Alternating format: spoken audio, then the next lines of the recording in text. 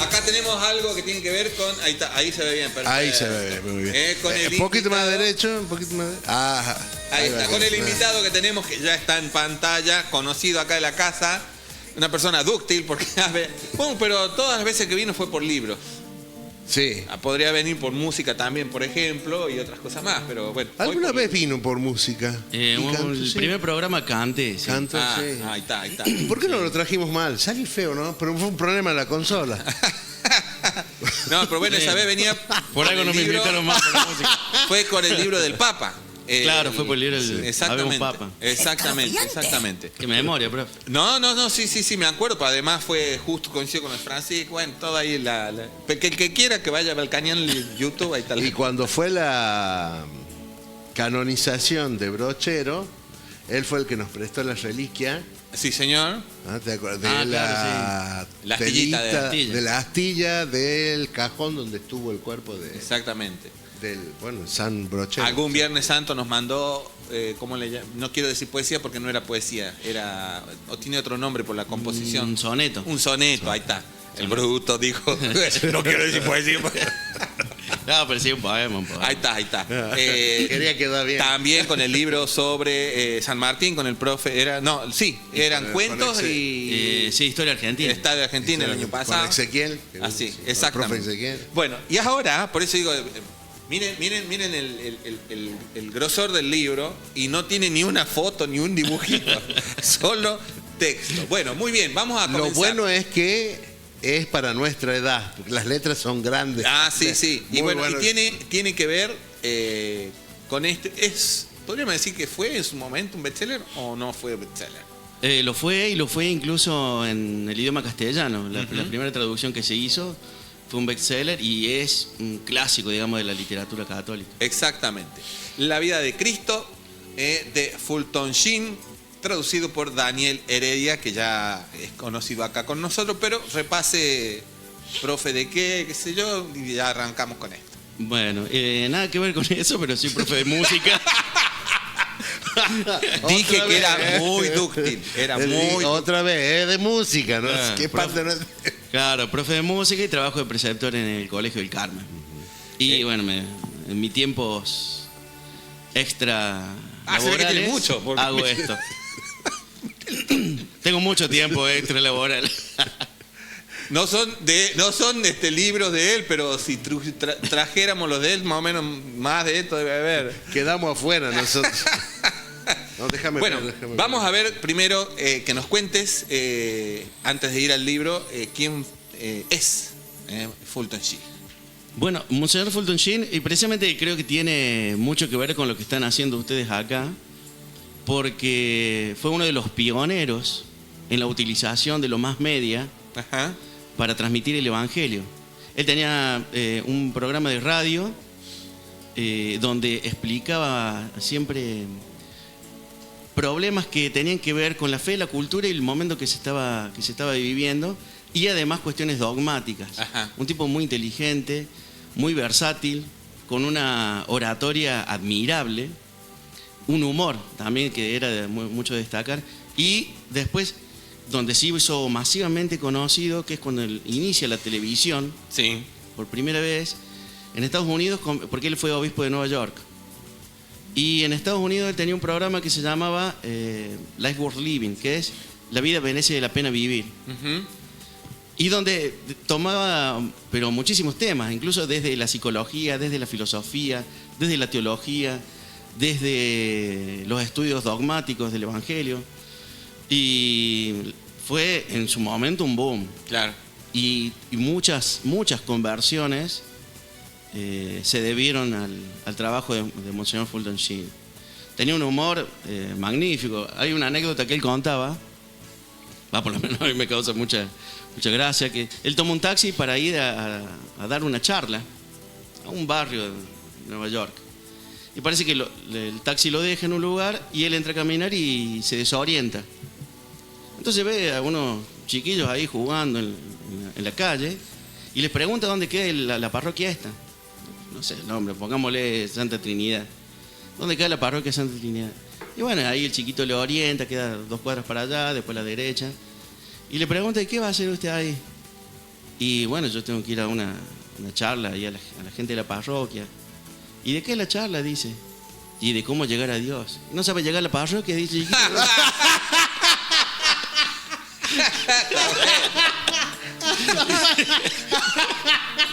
No sé llegar a paso que llega a Dios. Si quieres llevarlo a otro Dios. Está Así bueno. que- Cualquier parecido con los profes de religión es pura casualidad. Bueno, un tipo muy inteligente, Sí. utilizaba el sentido común como elemento para explicar cuestiones del Evangelio y por ahí te deja uno leer sus libros o ver alguna de sus programas que se encuentran en YouTube todavía, te deja pasmado. Por ejemplo, en un libro, no me acuerdo si es Eleva tu corazón o Paz en el alma, él dice que para erradicar el vicio, sacar el vicio de uno, tiene que ser de manera abrupta, inmediata, no puede ser paulatina. Ajá. Como el fumador que dice, bueno, me fumaba una etiqueta, voy a fumar 2.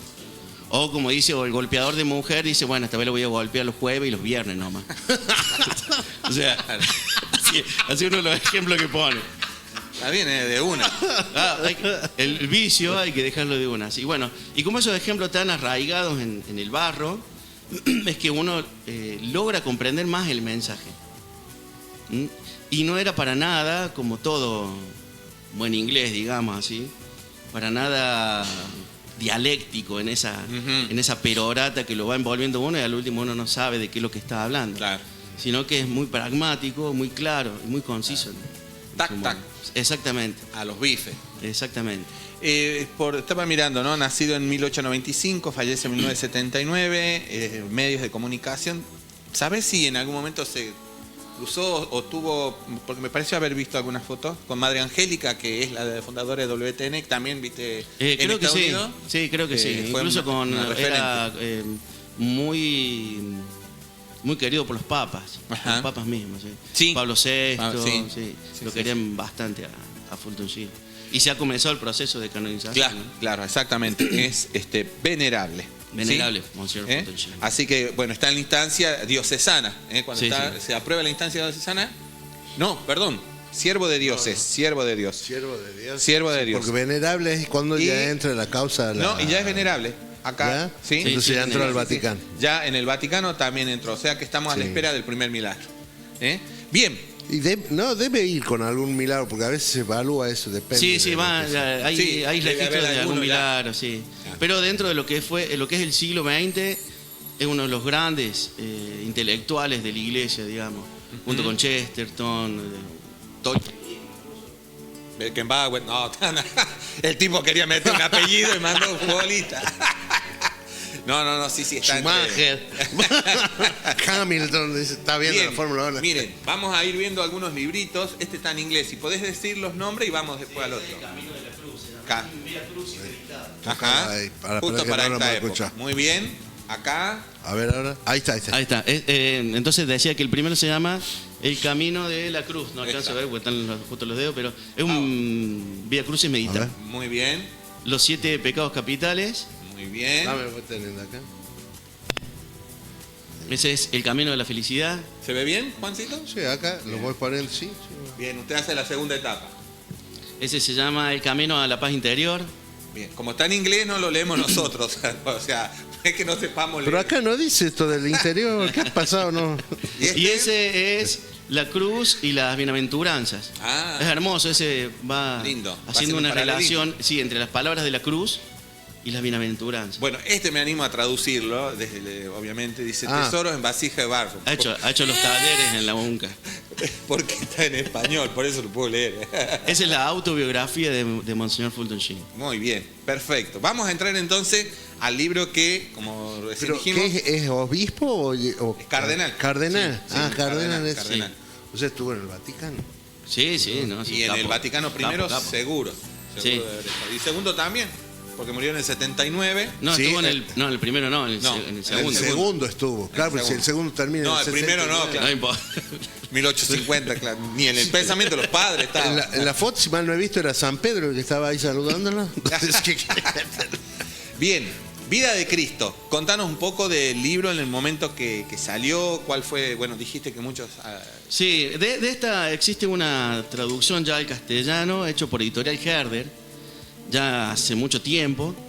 Y cuando yo me puse en el trabajo de la traducción, obviamente uno por ahí va para ver, hacer comparaciones o giros lingüísticos, todo. Y es incompleta en algunas partes, faltan algunos renglones. O, en la otra traducción. Sí, en la otra traducción, que es la que más se conoce, digamos. Y cuando surge este es uno de los clásicos de Fulton Sheen. ¿Por qué? Porque él mismo lo promociona como un libro escrito en un momento muy difícil de su vida. Por eso mismo el libro se centra esencialmente en la cruz. Parte de la cruz y termina en la cruz. Como aquello que le da todo el sentido. Es como que el rosario, claro, no es que solamente termina en la cruz, que se suele decir, sí, sino que es el hilo que recorre. Perdón, no sé si lo toqué de vuelta. Es el hilo que recorre todas las cuentas del rosario, la cruz. Claro. Es muy interesante el planteo que hace. El planteo que hace, porque incluso en la simbología, por ejemplo, de los regalos que se le hace a Cristo, los 3 Reyes Magos, que en realidad no se sabe cuántos son, porque... Sí, es un número. Claro, se dice que es por los regalos. Claro. No sé. El de la mirra es el que implica el de la muerte, la anticipación de la muerte, ¿no? Entonces, a partir ya desde el nacimiento o la preanunciación, ya se tiene en cuenta que la cruz es el camino. Y que a diferencia de otros grandes pensadores que se lo puede equiparar por ahí, porque él dice, en un momento comienza así el libro, es la única presencia preanunciada. Es decir, o sea, ha habido grandes hombres, digamos, en la humanidad, Buda, Confucio, Sócrates, ninguno fue preanunciado. Solamente Cristo.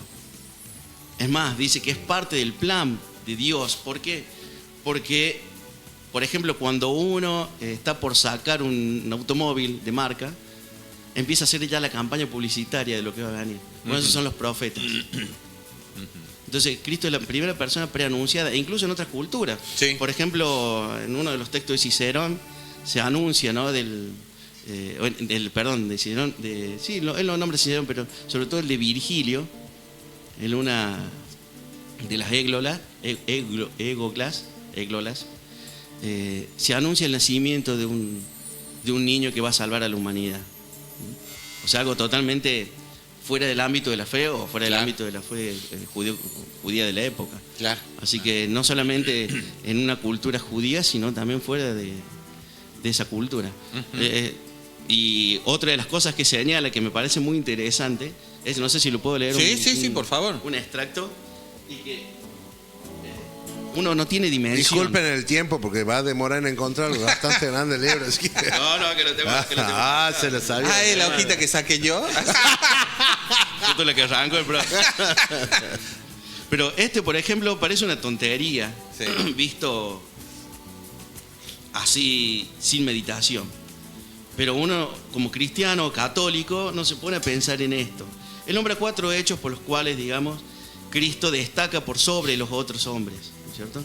Y el cuarto hecho dice, un cuarto hecho distintivo es que Él, Cristo, no encaja, como los otros maestros del mundo lo hacen, en la categoría establecida de buen hombre.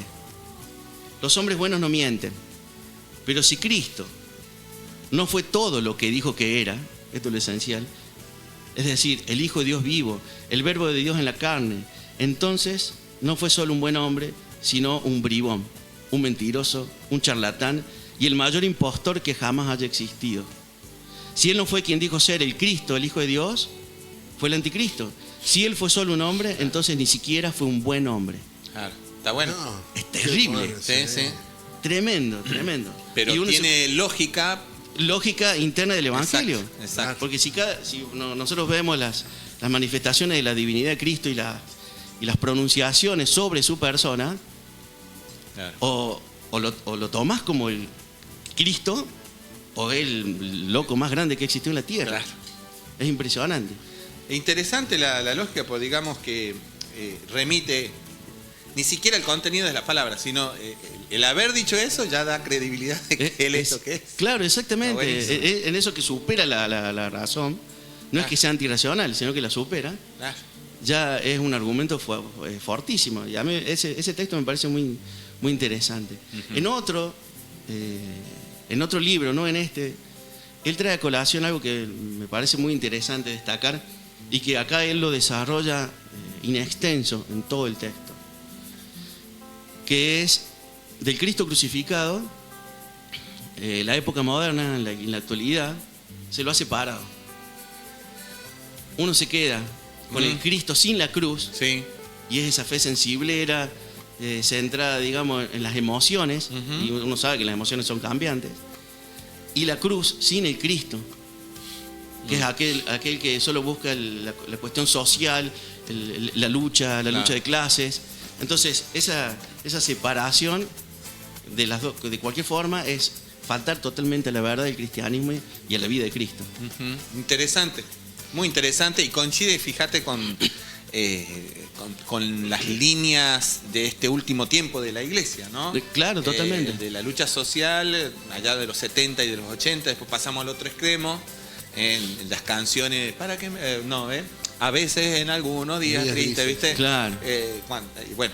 Y estamos con Francisco en ese intento de síntesis, que todavía me parece que ahí estamos en ese camino muy interesante, muy interesante. Planteando entonces en esta cuestión que vos mencionabas, ¿no? Del libro, la inquietud tuya de lo que habías visto en la anterior a esta, ¿qué tiempo te llevó hacer ese trabajo, ¿no? Porque evidentemente hay un laburo enorme detrás. Sí, me llevó más o menos unos 3 meses la traducción, otro tanto la corrección, porque una vez traducido hay que dejarlo de cantar, digamos, porque uno no alcanza a ver los errores, como cualquier libro. Uno necesita que como la masa del pan lleve un tiempito ahí tapado antes de llevarla al horno. Cuando uno hace un libro o una traducción también necesita ese tiempo, esa distancia. Claro.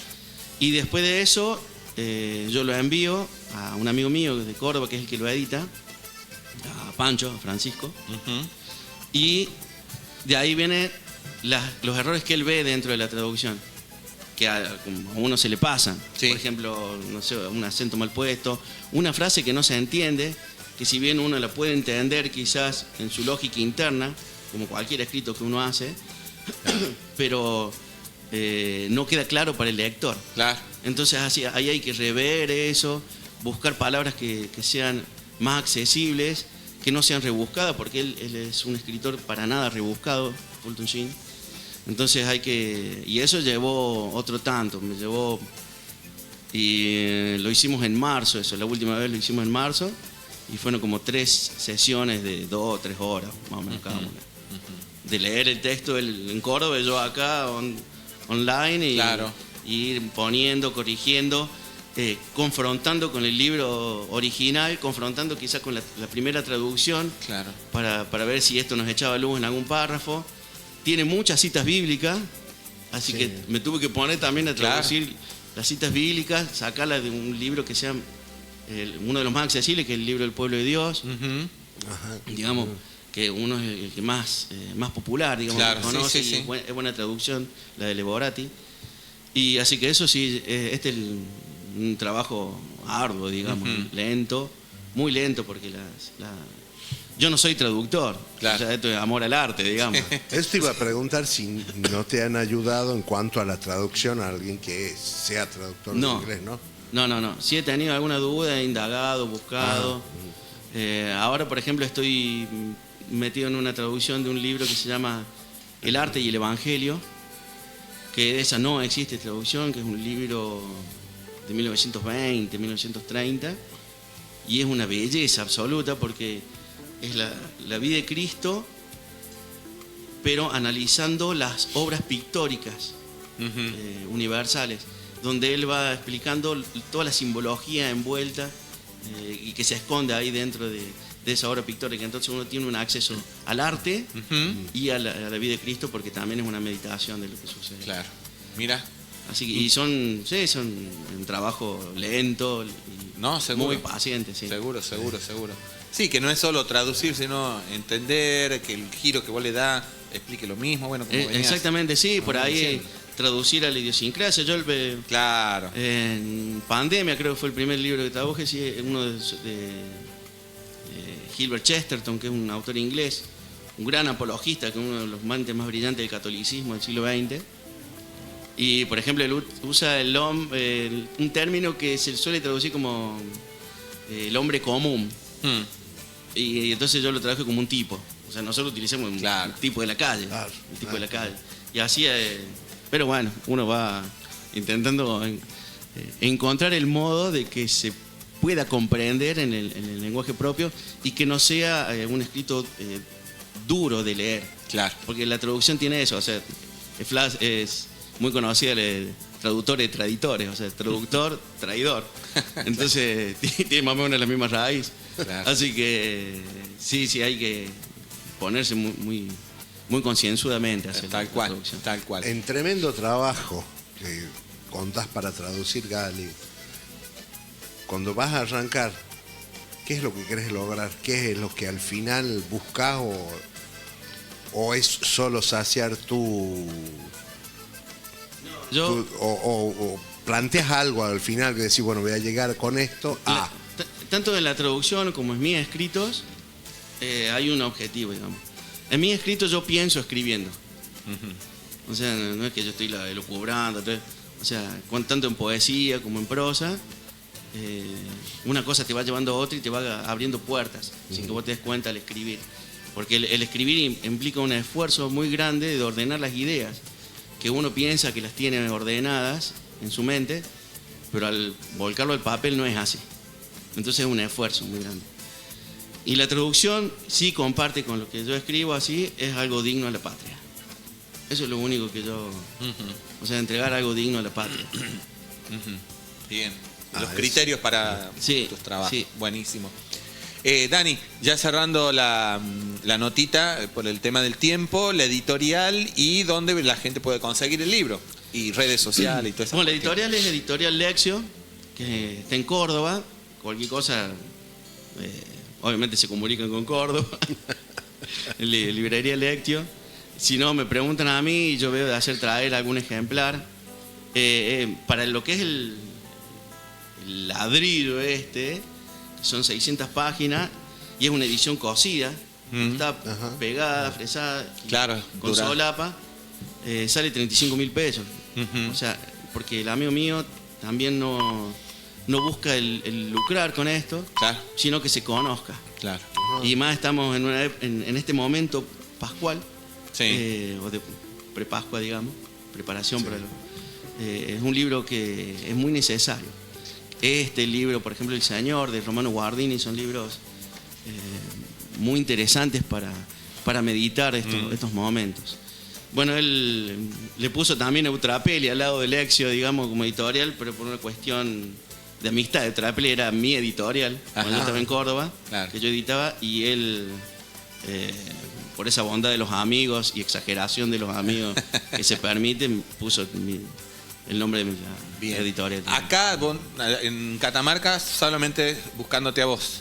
Sí, porque él me envió los libros, como cuando uno traduce te envían 3 o 4 ejemplares, Claro. como para que vos tengas así. Claro, claro. Pero si hay alguien que lo quiera leer, yo me comunico y Claro. lo Perfecto, conseguimos, digamos. Perfecto. Sí. ¿Y en tus redes sociales sos de promocionar estas cosas o las redes sociales van por otro lado? No, sí. Bien. Sí. Diga las redes entonces para... Y en Facebook, bueno, Daniel Heredia, y en Instagram no me acuerdo. Pero si pone Daniel Heredia. Arroba no me acuerdo. No me acuerdo, arroba no me acuerdo, Daniel Heredia. Pero si pones Daniel Heredia sale el caripelón y ya es claro, imposible ya. Ahí equivocarse. tenemos. Véalo en la imagen de Mateando con la... Bueno, buenísimo, Dani. Mil gracias por el ratito. Es espectacular todo lo No, que yo nos has- quiero agradecerles por haberme dado la oportunidad de dar esto y por darme siempre la oportunidad cuando uno hace algo de poder darlo a conocer, promocionarlo y charlarlo, que es lo que a mí me interesa. No, como dice el Evangelio, nadie prende una lámpara para ponerle debajo de la mesa. Exactamente.